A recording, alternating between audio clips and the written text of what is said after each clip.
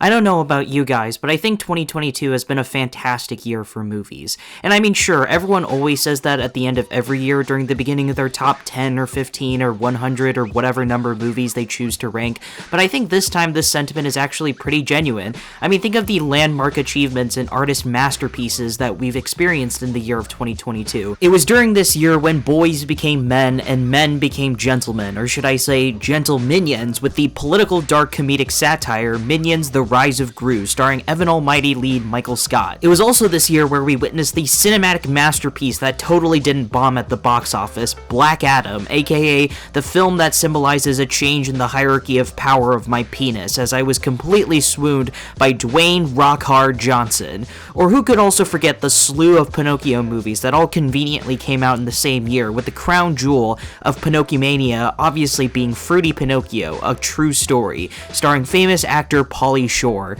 But most importantly, and this is without a doubt the most important thing to happen within the realm of film in the year 2022, and it's so fucking important that it's going to be remembered in the history books, it's that we got morbed.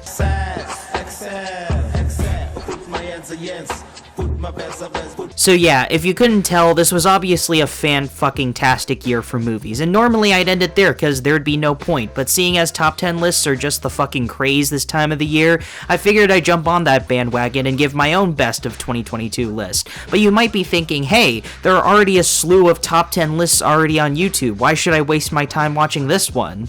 Well, this video is going to be a top 15 instead, so fuck you. I'm a genius. I'm that different. Anyway, before I start this list, I should probably let everyone know that I unfortunately have not seen every 2022 film. I'm sorry. I know this is probably the worst crime I could ever commit on the fucking planet, not watching enough movies. I apologize. While I try to watch as many movies that come out each year as I can, there's going to be that handful of films that I just don't get the chance to see, either because they are just never released where I live, or they don't get released at all. So that's why if you're expecting masterpieces like Sonic the Hedgehog 2 or Jurassic World Dominion to be on this list, unfortunately, I have to say that you're going to be disappointed, as I have not seen either film, and plenty of other movies that I just don't get the chance to see or don't have time to see, so don't get mad at me if I haven't mentioned them. Anyway, without further ado, here are my top 15 films of 2022. At number 15, we have Armie Hammer's fanfic, I mean Bones and All, the latest film from Luca Guadagnino. This is a horror romance cannibal buddy road trip drama about two cannibals played by Timothée Chalamet and Taylor Russell who go on a road trip to do some freaky shit while also falling in love. And while I don't think this is Guadagnino's best film, this was still a really interesting and engaging ride that I absolutely don't regret watching. On paper, I can imagine a different creative team really fucking up a concept like this, making something either really wacky and over the top, or something borderline exploitative, like an Eli Roth Green Inferno type movie, but Guadagnino really made the story work. This is an incredibly gorgeous film with a lot of great performances that help drive this film's narrative, with my favorite performances being from Tim Cham and Taylor Russell. Russell especially easily gave my favorite performance of this entire film, and I was really invested in her character, as Guadagnino really takes the time developing this character and exploring the subtle nuances that her and Tim Cham have while they blossom this young romance. It's not a perfect film, as I do have some things that I have issue with, and I like Call Me By Your Name more than this if I'm being honest, but this is still an entertaining watch that I highly recommend.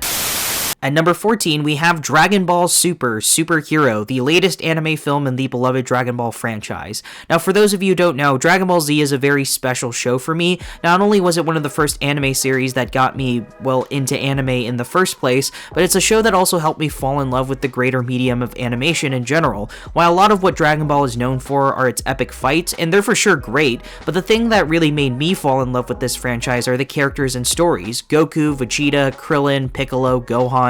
These are characters that are still to this day are some of my favorite fictional characters of all time, and in my opinion, the Frieza arc of Dragon Ball Z is one of the best written storylines I've ever seen, period. Not just anime, but in general. So naturally, as a diehard fan of Dragon Ball, I've kept up with every subsequent entry in this franchise, from the movies to Dragon Ball Super to the video games, and everything in between, and this latest Dragon Ball Super film was certainly no exception. Now, going into this film, I think my biggest concern was the decision to switch the animation from 2D to 3D. 3D, and while I'm not wholly against the idea of an anime becoming 3D, the ones that I have seen in 3D just don't look great if I'm being honest. Even the anime shows that have mixed 2D and 3D animation together, like Jujutsu Kaisen and Demon Slayer, the 3D never looked particularly convincing, but thankfully the animation in Dragon Ball Super Superhero didn't look like atrocious dog shit. And while I still prefer the traditional 2D look that Dragon Ball is known for, I really didn't mind the 3D look of this film, and in fact at certain points the change in animation actually helped enhance a lot of moments throughout this film, especially during the fight scenes, which in my opinion are easily the best parts of this entire film. Now crazy, wacky Dragon Ball fights are nothing new, but the way they're executed and the way the 3D animation is used to add to the scope and weight of the fights and the punches that each character throws is just really fucking awesome to watch, especially as a fan of this franchise. The best fight scenes were definitely near the end of the film, where lots of characters get buffed up and just unload everything they've got at the bad guys. It's just super entertaining. However, despite what I've mentioned before, this is first and foremost a comedy film that tends to have epic fight scenes. You see, a big reason as to why I love Dragon Ball Super is that Akira Toriyama essentially combined the wacky comedic elements of Dragon Ball with the epic grand scale fights of Dragon Ball Z and mashed them into one show, and it's clear that Toriyama has continued this tone with Dragon Ball Super as it manages to capture both the wacky comedy and the epic fights really well. While I don't think this is by means the best Dragon Ball film, as I liked the previous entry Dragon Ball Super Broly far more than this one, this is still a super entertaining movie that I'll definitely be watching again sometime soon.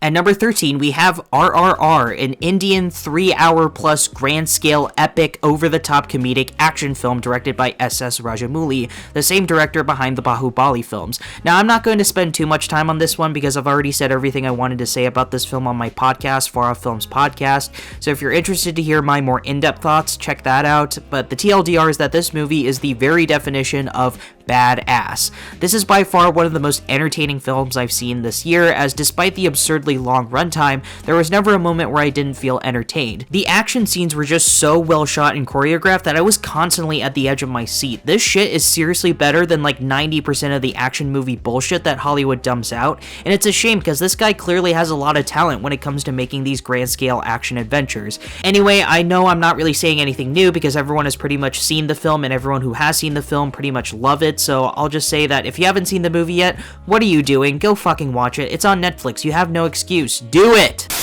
At number 12, we have Hellraiser, directed by David Bruckner. Now, I'm not going to spend too much time on this one either, as I've already talked about this film both on my podcast and my Hellraiser video, so if you want to know my more in-depth thoughts, just watch one of those, whatever floats your boat. Anyway, Hellraiser was fucking great. I think aside from one other film on this list, this is easily the best horror film I've seen this year, which appears to be a controversial thing to say, as not a lot of people seem to agree with me for whatever reason. While I can understand that this might be a film that's just not for everyone, as the intense gore and violence can leave people a bit squeamish, I absolutely adored how intense and violent this movie got. This is a film that just does not hold back. It does not give you any time to breathe, and a big part of that has to do with Jamie Clayton's performance as Pinhead. Jamie Clayton was fucking phenomenal in this movie. She had this sense of presence throughout the film that even if you don't see her on screen, you can still feel like she's lurking around in the corner somewhere, and you can really feel a lot of that fear from the performance of the main actress who plays Riley. And outside of the gore and performances, this is a beautifully shot film, as I loved the look and cinematography of this movie.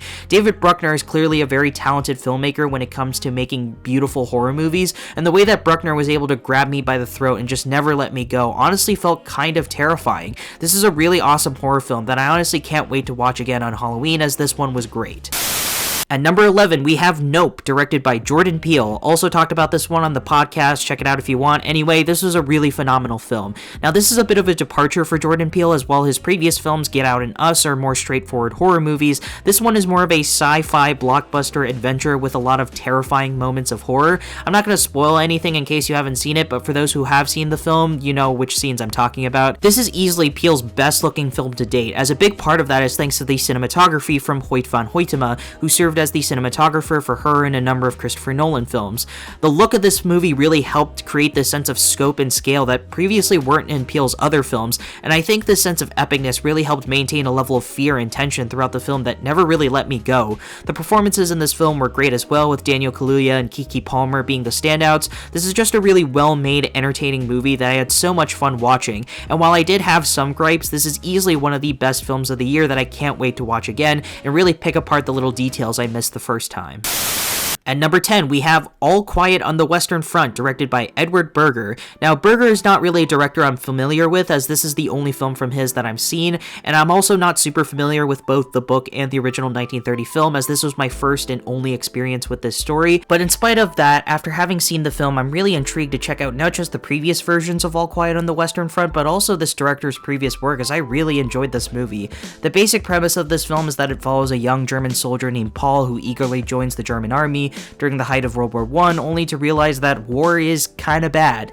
Now, in premise, there isn't anything that unique or different about this story compared to other war films, but as I've mentioned in my Avatar video, what matters most is not the story itself, but how the story is executed, and man is this story executed well. There are so many horrific moments and intense moments of war that even months after seeing the film, there are scenes still burned into my memory. This is a very brutal film that doesn't sugarcoat its message, as it's in the same spirit of movies like Come and See and Paths of Glory. This is a movie that isn't interested in showing crazy epic battle scenes, but instead forces you to witness some horrifying shit that these World War I soldiers must have been through, and a lot of that horror and terror is perfectly captured through the main actor's excellent performance. The film can get a bit long and disjointed at times, but these are very small issues compared to how engaged and invested I was. This is the movie that 1917 wishes it was.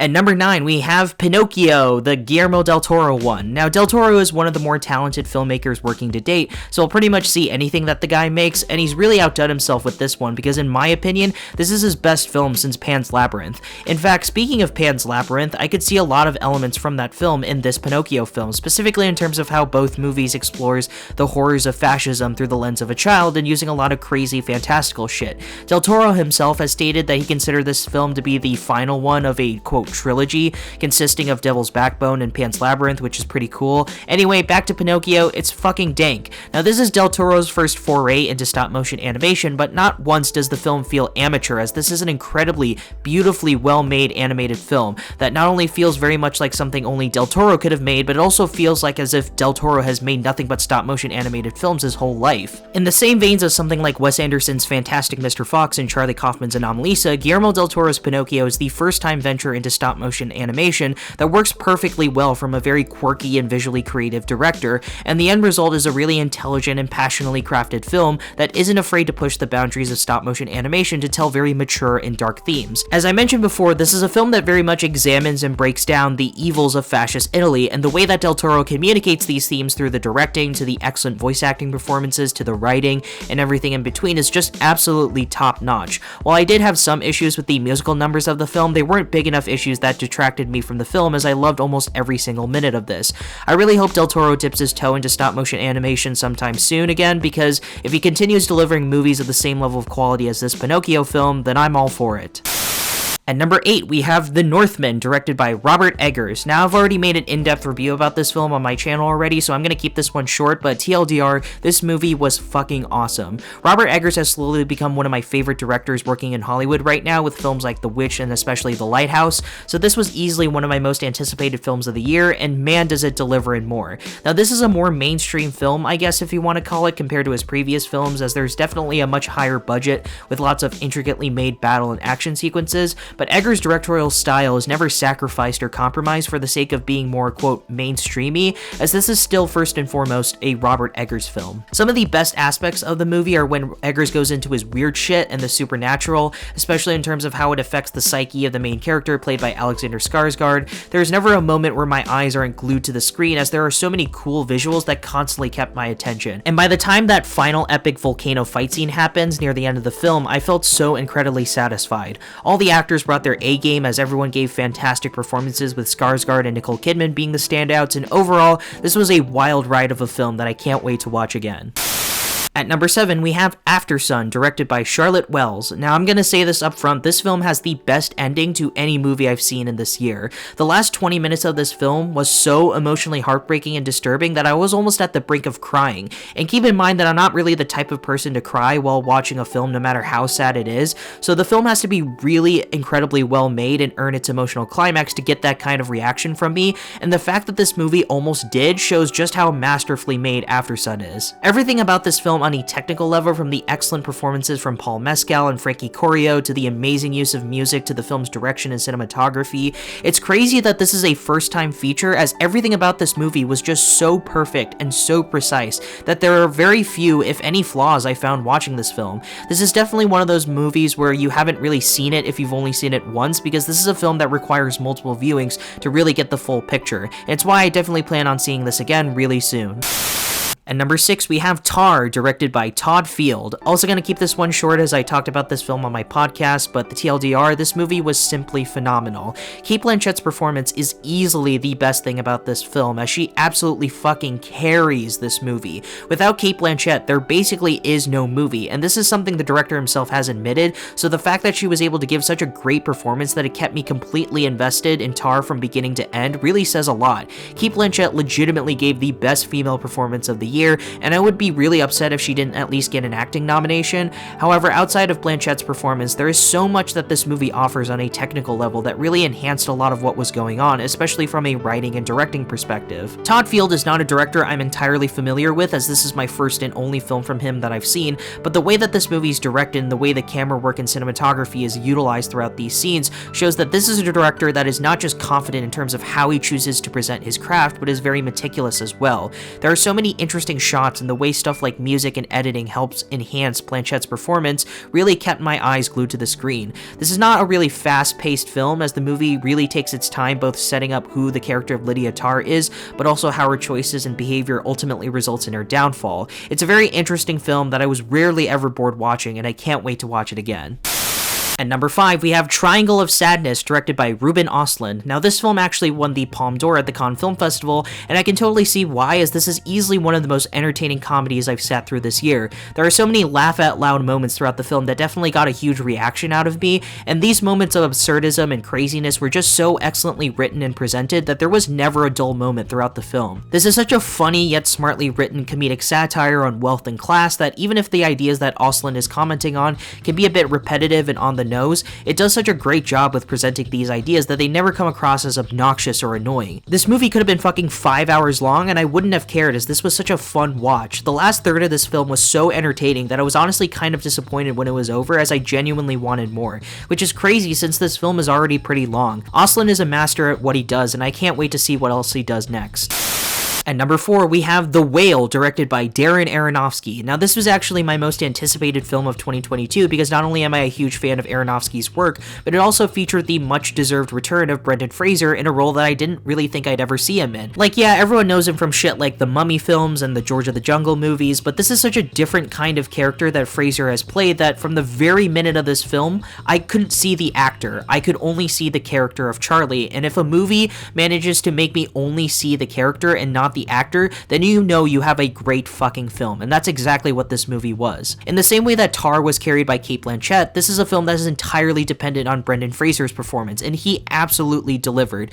This is not only the best performance that Fraser has ever given, but this is honestly the best male performance of the year. The things that happens to this character, his motivation as to why he decides to end his life by binge eating to death, the struggles and the self-hatred and the hardships that he has to go through because of his obesity, it's so fucking devastating to watch. This is not a movie that holds back. This is a film that's incredibly intense and really dives deep into this man's psyche and what he wants in his remaining days, and it's just excellently pulled off. There are so many moments in this film that are completely burned into my memory that despite weeks after seeing the film, I can still vividly remember in my head a lot of the scenes that happens throughout the movie. And honestly, visualizing and remembering these scenes is kind of depressing because they are so emotionally traumatizing and so haunting that I feel sick to my stomach just remembering just a little bit of them. This is a movie that left me broken in the best way possible, and while a big reason for that is certainly from Brendan Fraser's performance, a lot of that is due to Darren Aronofsky as well. Now, Aronofsky is a very kinetic director that knows how to get the right emotions from not just his actors, but his audience as well,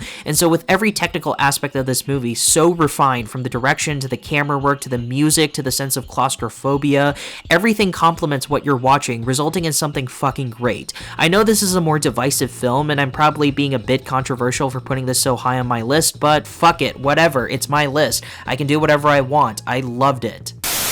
And number 3, we have The Banshees of Inisherin, directed by Martin McDonagh. Very rarely can a film manage to both make me laugh my guts out and leave me emotionally wrecked, but McDonagh somehow managed to make me feel both, as this is not only one of the funniest films of the year, but also one of the most depressing ones as well. This is a dark comedic tragedy about two friends breaking up with each other, and everything that this film set out to accomplish and manages to do near flawlessly, as everything from the presentation of this film to writing to especially the acting, everything is impeccable. Colin Farrell was fucking perfect in this role and easily the standout part of Banshees, and while everyone else did a great job as well, Brendan Gleeson in particular being great, Colin Farrell easily stole the entire show, as he not only gave one of the best performances of the year, but also just one of the best performances in his entire career. If The Whale hadn't come out, I would have no qualms claiming that Colin Farrell gave the best male performance of the entire year, as he fucking earned it. Another thing that I absolutely adore is just how well written this film is, as this movie probably has my favorite script of 2022.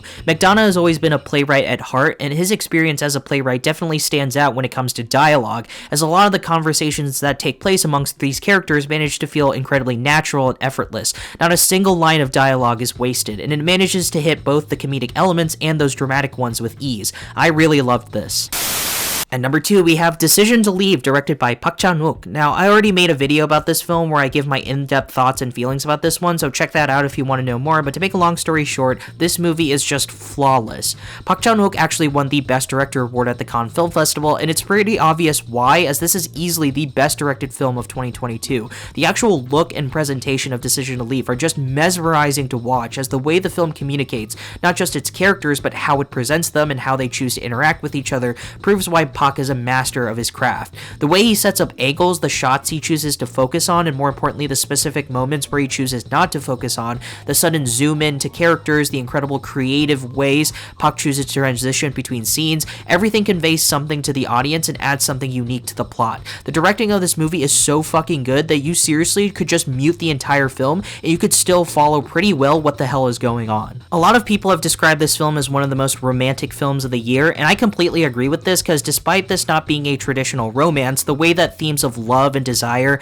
are excellently explored in Decision to Leave is just masterful, and a lot of this is thanks to the great performances from Park Hae-il and Tong Wei, as their chemistry really sold their love story. This movie is fucking great, and while I didn't enjoy this as much as something like The Handmaiden or some of Park's earlier films, this is still a fantastically well-made film from a master director.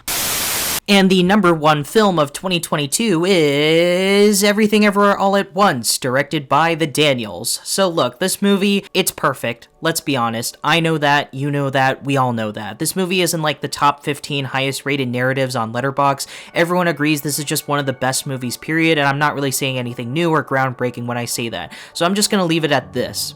If I imagine a movie that basically best summed up my personality, my interests, my life goals, my frustrations, everything that makes up me, and put it into a movie, then Everything Ever All at Once would be the closest thing to that movie, because this film represents everything I love about cinema. The direction of this movie is fucking immaculate. The performances from Michelle Yeoh, Ki Hoi Kwan, Stephanie Su, Jamie Lee Curtis, everyone brings their absolute A-game and give the best performances of their entire career. The fight scenes that look like they've been ripped straight from a Jackie Chan film are both exhilarating and beautifully presented. The themes of depression and suicide, generational differences between Asian parents and their children, loneliness, finding purpose in the meaningless bullshit that's known as life, everything about this film is something that I find fascinating or entertaining or interesting, and so it's no brainer as to why I put this film at number 1. Since this movie's released, I've seen this film at least 5 times, and I can't wait to watch it another 5 times and still find something new. This movie represents everything I love about cinema, and it's why I have no qualms putting this at my number 1 spot. Just kidding. Fuck you, Everything Everywhere All at Once. My number 1 film of the year is Marmaduke, baby! Hell yeah! Let's go! Woof, woof, woof, woof, woof!